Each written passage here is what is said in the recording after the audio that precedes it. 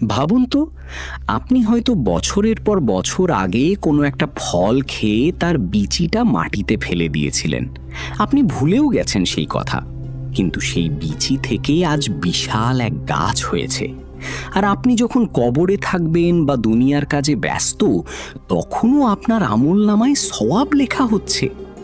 খুব সাধারণ কিছু নিয়ম আর কুদরতের খেলা বুঝলেই কিন্তু আমরা এই রহস্যের সমাধান পেয়ে যেতে পারি। চলুন দেখে নিই সেই সহজ বিষয়গুলো কি কি। এই ছোট্ট একটি বিচি কিভাবে আপনার জন্য জান্নাতের পাহাড় হয়ে দাঁড়াতে পারে তা জানলে আপনি অবাক হবেন। নবীজি সাল্লাল্লাহু আলাইহি ওয়াসাল্লাম এই বিষয়টি নিয়ে অত্যন্ত সুন্দর একটি কথা বলেছেন।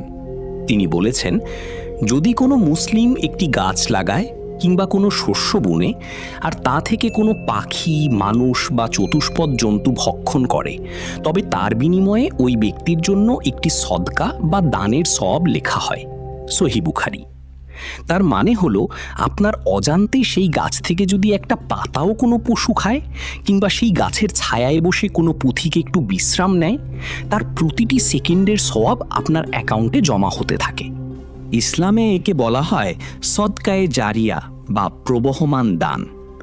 আমরা হয়তো ভাবি সওয়াব করার জন্য বুঝি অনেক টাকা খরচ করে মসজিদ বানাতে হবে, অথচ আপনার ফেলে দেওয়া একটা বিচি যখন গাছ হয়ে কাউকে ফল দেয়, তখন সেটি একটি জীবন্ত সদকায় পরিণত হয়।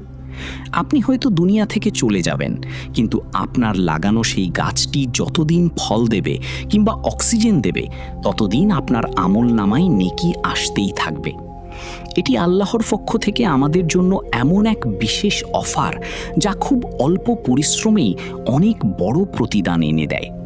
আজকাল আমরা গাছ কাটার প্রতিযোগিতায় নামি, কিন্তু একটি গাছ লাগানো যে কত বড় ইবাদত তা ভুলে যাই। আপনার লাগানো গাছে যখন কোনো পাখি বাসা বাঁধে, সেই পাখির কিচিরমিচির শব্দটিও আপনার জন্য তসবিহ হিসেবে কাজ করতে পারে। এমনকি সেই গাছ থেকে হওয়া নতুন চারাগুলো যখন আবার ফল দেবে, সেই সোয়াবও আপনি পেতে থাকবেন। তাই এখন থেকে যখনই কোনো ফল খাবেন, বিচিটা ডাস্টবিনে না ফেলে কোনো মাটির জায়গায় ফেলে দিন। আপনার ওই 1 সেকেন্ডের কাজই হয়তো কিয়ামতের দিন আপনার নাজাতের উসিলা হয়ে যাবে। সহজ কথা হলো, আল্লাহ আমাদের ছোট ছোট ভালো কাজগুলোকেও অনেক বড় করে দেখেন। তাই অবহেলা না করে আজই একটি গাছ লাগান অথবা কোনো বিচি মাটিতে রোপণ করুন। ভিডিওটি শেয়ার করুন আপনার বন্ধুদের সাথে, যেন তারাও এই সহজ নেকি কামানোর উপায়টি জানতে পারে।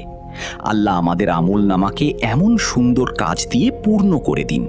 আল্লাহ হাফেজ।